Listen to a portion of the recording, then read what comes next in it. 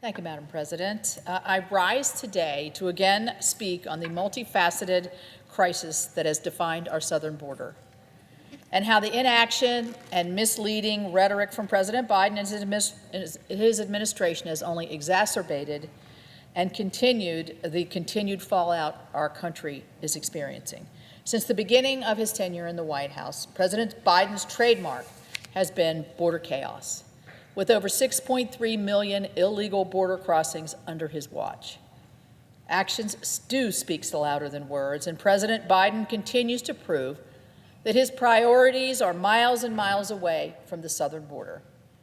He has only visited the southern border once since becoming president, and he has supported funding cuts to the Department of Homeland Security in his recent budget proposal, and that department is charged with securing the border.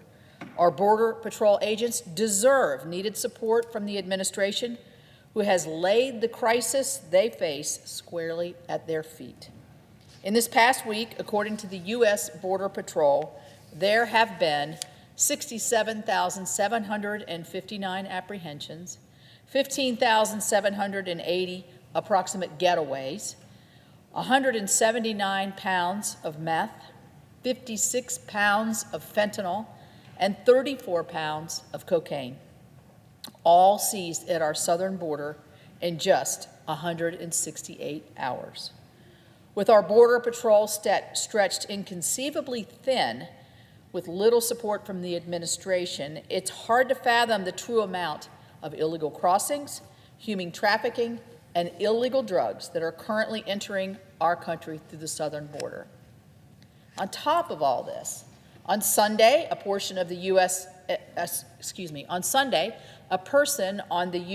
terror watch list was arrested at the U.S.-Mexico border crossing in San Diego. This further proves the national security implications regarding this border crisis and the message displayed to the world about the state of our ports of entry. The impact of the unprecedented amount of drugs entering through our southern border is certainly not lost on me either, nor anyone in this body.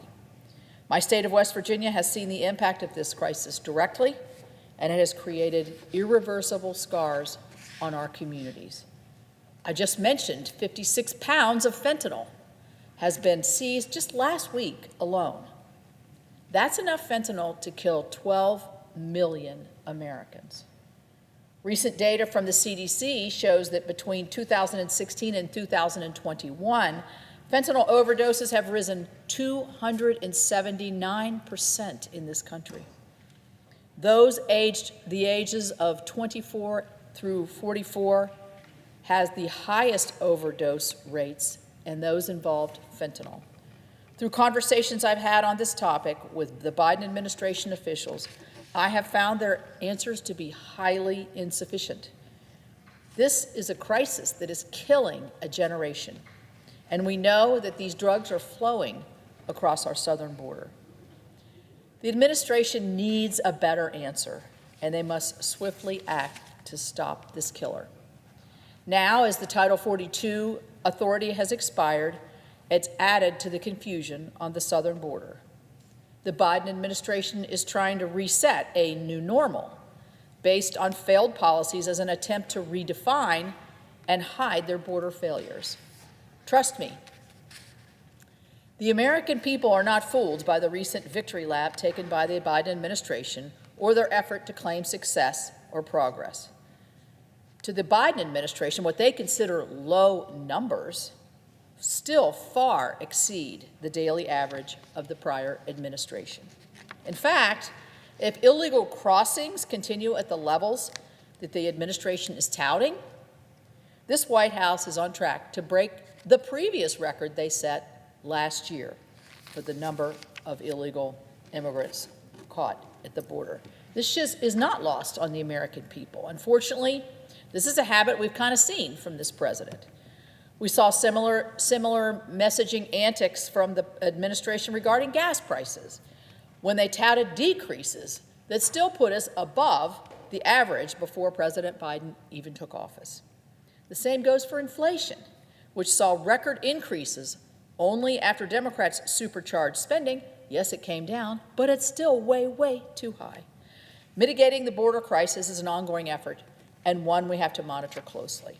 For example, will the administration's actions of the past week create a massive backlog of asylum claims?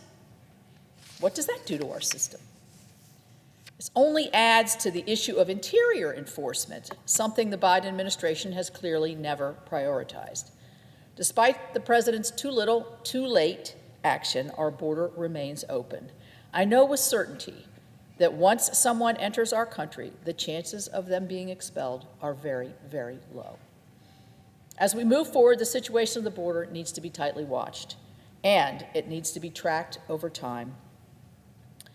If it deviates based on many different factors and changes to policies that we are currently experiencing, but above all else, we have to remain committed to policies that do secure the border, policies that protect our communities. I don't know how these border communities are doing it. I really don't.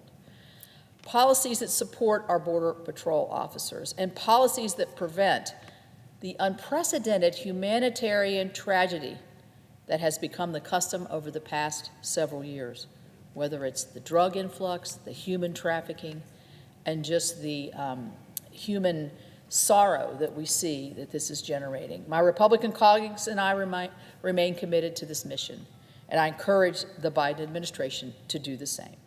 With that, Madam President, I yield the floor.